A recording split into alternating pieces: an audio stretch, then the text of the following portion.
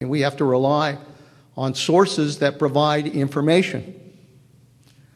And sometimes those sources are reliable, and frankly, sometimes those sources are not reliable. In which event, we have to check and double check that information with other sources. Sometimes it's human intelligence, sometimes it's technical intelligence, in order to determine whether or not that information is reliable. Sometimes you can't check that information, in which event, when you present it to the president and to the leaders of the country, you've got to say we have low confidence that this is accurate information. And I think looking back on the weapons of mass destruction issue in Iraq, I think that while everybody had come to the conclusion that those weapons were there, that they were present, that in reality, when you looked at the sources of the information, frankly, it should have been presented on the basis of low confidence to the president. That never happened. And I think, obviously, a price was paid for that.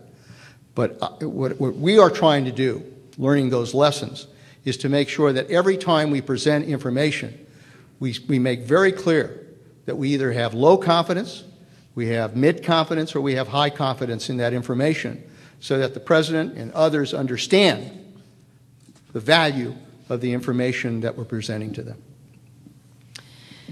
Technology is obviously a way to try to improve the reliability of intelligence, the development of new technologies, and so on. And there are a whole variety of questions.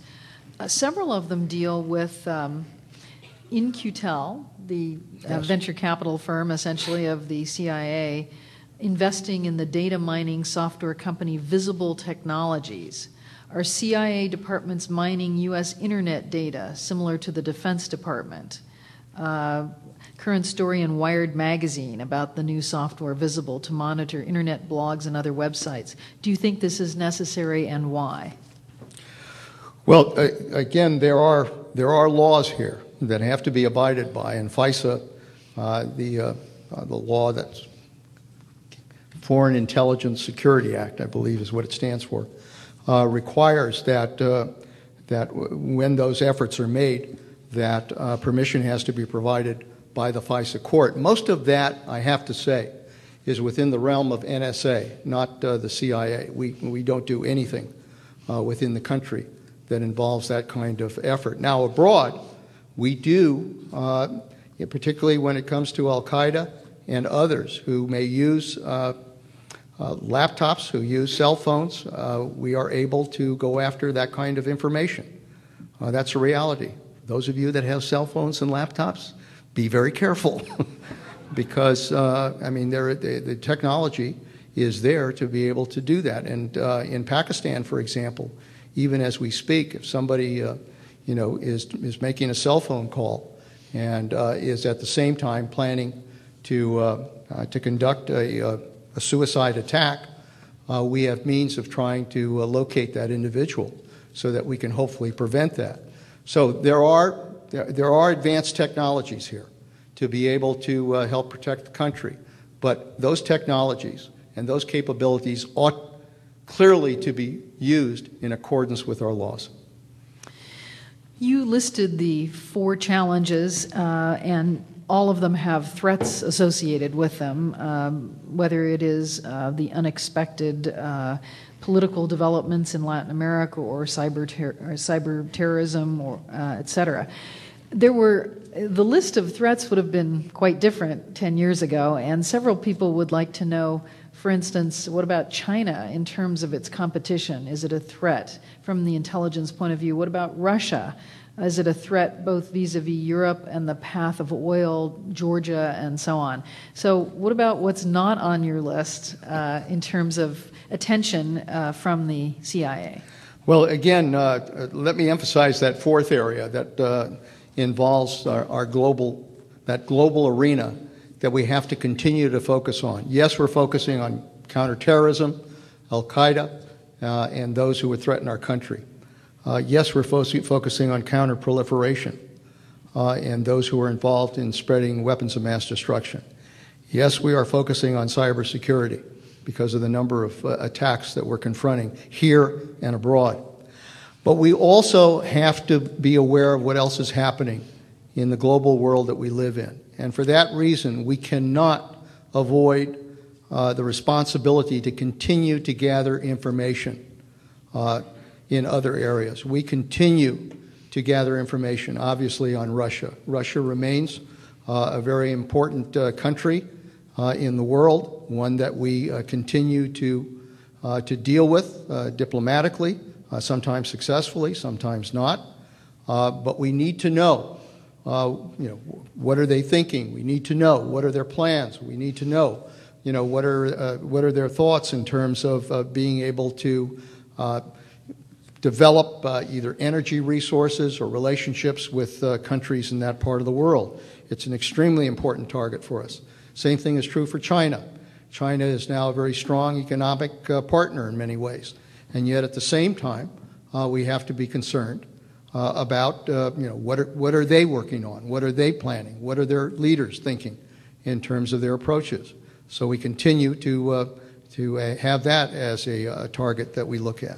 We continue to look at other countries, as I mentioned, particularly countries like Yemen and Somalia, that could be potential safe havens for al-Qaeda. Sometimes the tendency is to ignore those countries. But I can tell you that those countries that have serious problems are the countries that al-Qaeda can find roots in. And we've got to deal with that. We've got to deal with a country like Venezuela and the potential threat that it represents in terms of our relationship with Latin America.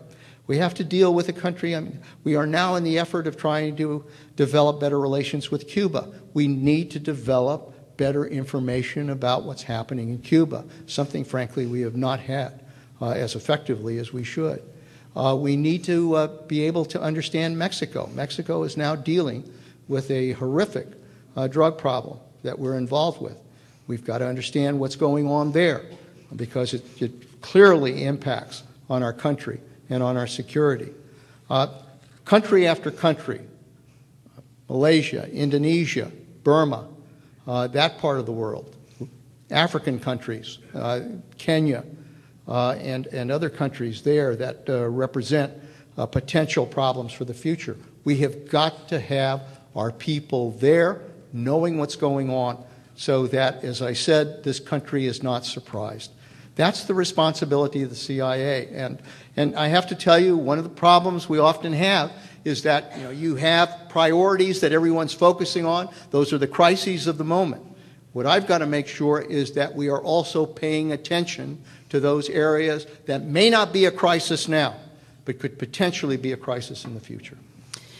If you can say here, where is the economic pinch felt most? Where do you most regret not being able to put more resources, if you can say? To be frank, the intelligence budget has done pretty well since 9/11.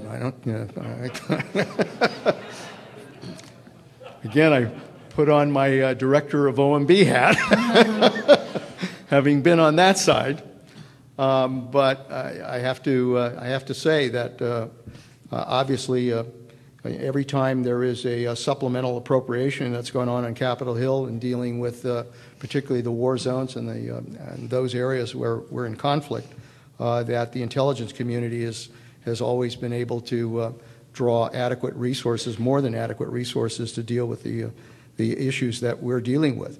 And we continue to get strong support from the Congress. We get very strong support in all of those areas that I just described. And I am particularly happy that I'm getting strong support with regards to language training and with regards to our effort to push greater diversity within the CIA. Having said that, as I remind the people who are heads of their directorates at the CIA and headquarters individuals, that as a former chair of the Budget Committee and as director of OMB, this country cannot continue to run trillion-dollar deficits. We're now looking at in excess of $1 trillion. The likelihood is we'll go to $2 trillion deficits.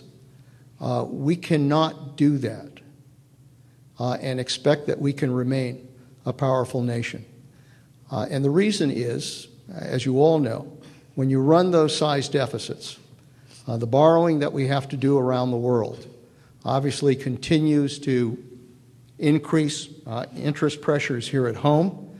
It makes us more dependent on those countries that are purchasing our securities, and over 50% of our debt is now owned abroad.